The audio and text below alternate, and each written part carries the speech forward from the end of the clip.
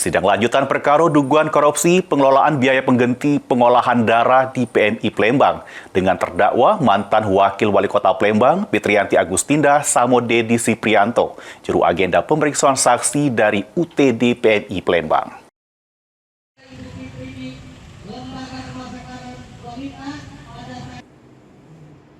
Sidang lanjutan perkara dugaan korupsi pengelolaan biaya pengganti pengolahan darah di PMI Palembang yang merugikan negara 4 miliar, menjerat dua terdakwa mantan Wakil Wali Kota Palembang Fitriyanti Agustinda sama Dedi Ciprianto, balik lagi digelar di Pengadilan Negeri Palembang.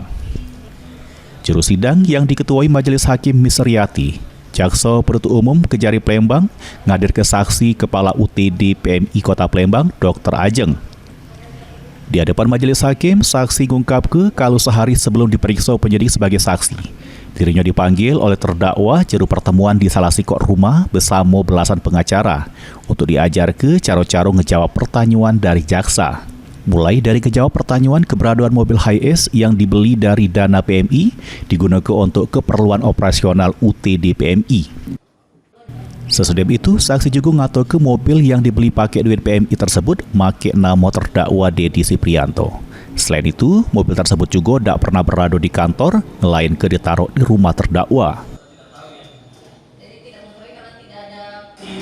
Mau datang dan mengikuti arahan tersebut? Saya takut karena Ibu Fitri dan Pak Dedi adalah ketua PMI dan suami dari ketua PMI. Jadi kami takut untuk tidak menuruti berita tersebut. Heru Wahyudi, PAL TV.